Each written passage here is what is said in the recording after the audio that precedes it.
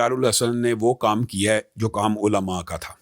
इस खास नुक्ते के ऊपर होता ये है, कई मरतबा इंसान किसी की बहुत ज़्यादा तईद कर दे तो बाद में वो कुछ ऐसे अमल कर जाता है तो बाद में लोग उसको पिन पॉइंट करते हैं कि यार आपने भी तईद की थी।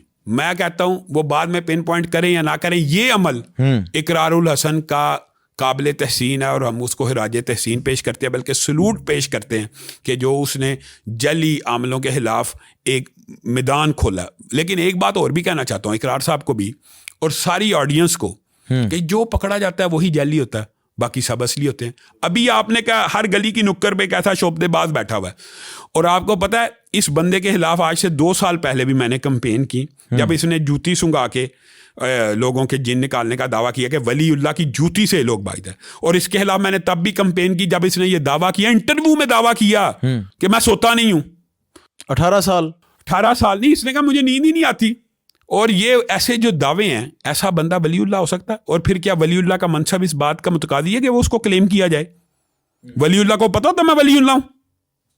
वलीउल्लाह नबूवत का मनसब है, वही आती है कि तू वलीउल्लाह नहीं। अब आप समझे, इसका मतलब जो बंदा वलीउल्लाह खुद को क्लेम करता है वो कभी वलीउल्लाह नहीं हो सकता। बल्कि इब्न तैमिया ने तो ये कहा जो हवा में उड़ता है, दावा करे कि मेरे पास करामत है, आग पे चलने की करामत है, पानी पे चलने की करामत है, वो जादूगर है, वो शैतान है, वो वलीउल्लाह नहीं है। तो इकरारुल हसन साहब ने बड़ी सही जगह हाथ डाला, लेकिन मैं ये चाहता हूँ कि इस हाथ को बढ़ाएं। सिर्फ इस तक महदूद रखेंगे तो बाद लोग ये बात कहेंगे यार इनकी कोई जाती लिटिगेशन तो नहीं है। लोग कह भी रहे हैं, लोग समझ भी रहे हैं। तो आप इसको वसी पैमाने पे करें, हर शोबदेबाज को, हर धोखेबाज को बेनकाब करें। एक बंदा, चले हुबैब भाई आपसे मैं सवाल पूछता हूँ, एक बंदा दावा करता है मैं वलीउल्लाह हूँ और मैं लोगों को अल्लाह के करीब करने वाला हूँ और अल्लाह के ज़रिए शिफा देता हूँ, तो कम अज़ कम वो शरीयत का पाबंद तो होना चाहिए। बेशक ऐसे आपने लाहौर में ऐसे बाबे देखे हैं जो 18 साल से नहाए ही नहीं और उनको पहुंचा हुआ बुजुर्ग करार दे दिया गया और उनकी कब्रों के ऊपर आज उर्स हो रहा है और मीडिया के दौर में हो रहा है ना, हो रहा है। आपकी बड़ी सियासी शख्सियत, जिस बंदे ने 18 साल से गुस्ल नहीं किया उसने नमाज पढ़ी होगी, उसने वुदू नहीं किया। तो जो बंदा नमाज नहीं पढ़ता क्या वलियों के ऊपर नमाजें माफ़ हैं?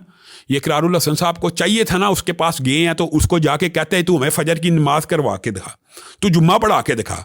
मैं ये दावे से कहता हूँ वो कुरान पाक के एक सफ़े का तर्जुमा नहीं कर सकता। दीन और शरीयत तो अरबी ज़ुबान में नादिल हुई है।